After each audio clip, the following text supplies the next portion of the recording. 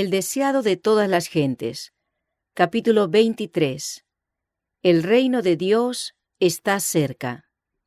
Jesús vino a Galilea predicando el evangelio del reino de Dios y diciendo: El tiempo es cumplido y el reino de Dios está cerca. Arrepentíos y creed al evangelio. La venida del Mesías había sido anunciada primeramente en Judea.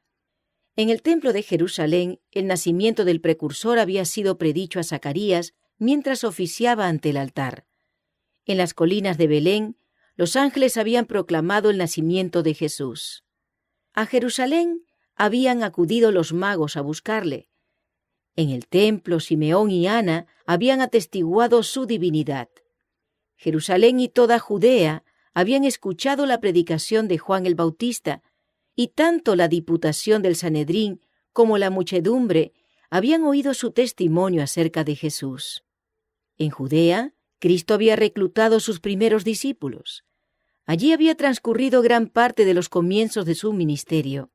La manifestación de su divinidad en la purificación del templo, sus milagros de sanidad y las lecciones de divina verdad que procedían de sus labios, todo proclamaba lo que después de la curación del paralítico en Betesda había declarado ante el Sanedrín: su filiación con el Eterno. Si los dirigentes de Israel hubiesen recibido a Cristo, los habría honrado como mensajeros suyos para llevar el Evangelio al mundo. A ellos fue dada primeramente la oportunidad de ser heraldos del reino y de la gracia de Dios. Pero Israel no conoció el tiempo de su visitación. Los celos y la desconfianza de los dirigentes judíos maduraron en abierto odio, y el corazón de la gente se apartó de Jesús. El Sanedrín había rechazado el mensaje de Cristo y procuraba su muerte. Por tanto, Jesús se apartó de Jerusalén, de los sacerdotes, del templo, de los dirigentes religiosos, de la gente que había sido instruida en la ley, y se dirigió a otra clase para proclamar su mensaje y congregar a aquellos que debían anunciar el Evangelio a todas las naciones. Así como la luz y la vida de los hombres fue rechazada por las autoridades eclesiásticas en los días de Cristo, ha sido rechazada en toda generación sucesiva. Vez tras vez se ha repetido la historia del retiro de Cristo de Judea. Cuando los reformadores predicaban la palabra de Dios, no pensaban separarse de la iglesia establecida, pero los dirigentes religiosos no quisieron tolerar la luz, y los que la llevaban se vieron obligados a buscar otra clase que anhelaba conocer la verdad. En nuestros días, pocos de los que profesan seguir a los reformadores están movidos por su espíritu. Pocos escuchan la voz de Dios y están listos para aceptar la verdad en cualquier forma que se les presente. Con frecuencia los que siguen los pasos de los reformadores están obligados a apartarse de las iglesias que aman para proclamar la clara enseñanza de la palabra de Dios. Y muchas veces los que buscan la luz se ven obligados por la misma enseñanza a abandonar la iglesia de sus padres para poder obedecer. Los rabinos de Jerusalén despreciaban a los habitantes de Galilea por rudos e ignorantes, y sin embargo, estos ofrecían a la obra del Salvador un campo más favorable que los primeros. Eran más fervientes y sinceros, menos dominados por el fanatismo. Su mente estaba mejor dispuesta para recibir la verdad. Al ir a Galilea, Jesús no buscaba retiro o aislamiento. La providencia estaba habitada en ese tiempo por una población numerosa, con mayor mezcla de personas de diversas nacionalidades que la de Judea. Mientras Jesús viajaba por Galilea, enseñando y sanando, acudían a él multitudes de las ciudades y los pueblos. Muchos venían aún de Judea y de las provincias adyacentes. Con frecuencia se veía obligado a ocultarse de la gente. El entusiasmo era tan grande que le era necesario tomar precauciones, no fuese que las autoridades romanas se alarmasen por temor a una insurrección. Nunca antes había vivido el mundo momentos tales. El cielo había descendido a los hombres. Almas hambrientas y sedientas que habían aguardado durante mucho tiempo la redención de Israel, se regocijaban ahora en la gracia de un Salvador misericordioso. La nota predominante de la predicación de Cristo era: el tiempo es cumplido y el reino de Dios está cerca. Arrepentíos y creed al Evangelio. Así el mensaje evangélico, tal como lo daba el Salvador mismo, se basaba en las profecías.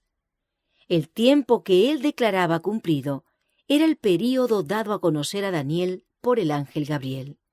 70 semanas, dijo el ángel, están determinadas sobre tu pueblo y sobre tu santa ciudad, para acabar la prevaricación y concluir el pecado y expiar la iniquidad, y para traer la justicia de los siglos y sellar la visión y la profecía, y ungir al Santo de los Santos. En la profecía, un día representa un año. Las 70 semanas o 490 días representaban 490 años, y se había dado un punto de partida para este período. Sepas, pues, y entiendas que desde la salida de la palabra para restaurar y edificar a Jerusalén hasta el Mesías príncipe, habrá 7 semanas y 62 semanas. 69 semanas, es decir, 483 años. La orden de restaurar y edificar a Jerusalén, completada por el decreto de Artajerjes, Longímano, entró a regir en el otoño del año 457 a.C. Desde ese tiempo, 483 años llegan hasta el otoño del año 27 de Jesucristo. Según la profecía, este período había de llegar hasta el Mesías, el ungido. En el año 27 de nuestra era, Jesús, en ocasión de su bautismo, recibió la unción del Espíritu Santo y poco después empezó su ministerio. Entonces fue proclamado el mensaje: el tiempo es cumplido. Había declarado el ángel: en otra semana, 7 años, confirmará el pacto a muchos. Por 7 años después que el Salvador empezó su ministerio, el Evangelio había de ser predicado especialmente a los judíos, por Cristo mismo durante 3 años y medio y después por los apóstoles. A la mitad de la semana hará cesar el sacrificio y la ofrenda. En la primavera del año 31 de nuestra era, Cristo, el verdadero sacrificio, fue ofrecido en el Calvario. Entonces el velo del templo se rasgó en 2, demostrando que el significado y el carácter sagrado del ritual de los sacrificios habían terminado. Había llegado el tiempo en que debían cesar los sacrificios y las oblaciones terrenales. La semana, 7 años, terminó en el año 34 de nuestra era. Entonces, por el apedreamiento de Esteban, los judíos sellaron finalmente su rechazamiento del Evangelio. Los discípulos, dispersados por la persecución, iban por todas partes anunciando la palabra. Poco después se convirtió Saulo el perseguidor y llegó a ser Pablo, el apóstol de los gentiles. El tiempo de la venida de Cristo, su ungimiento por el Espíritu Santo, su muerte y la proclamación del Evangelio a los gentiles habían sido indicados en forma definida. Era privilegio del pueblo judío comprender estas profecías y reconocer su cumplimiento en la misión de Jesús. Cristo instó a sus discípulos a reconocer la importancia del estudio de la profecía. Refiriéndose a la que fue dada a Daniel con respecto a su tiempo, dijo: «El que lee, entienda». Después de su resurrección, explicó a los discípulos en todos los profetas lo que de él decían. El Salvador había hablado por medio de todos los profetas. El Espíritu de Cristo que estaba en ellos prenunciaba las aflicciones que habían de venir a Cristo y las glorias después de ellas. Fue Gabriel, el ángel que sigue en jerarquía al Hijo de Dios, quien trajo el mensaje divino a Daniel.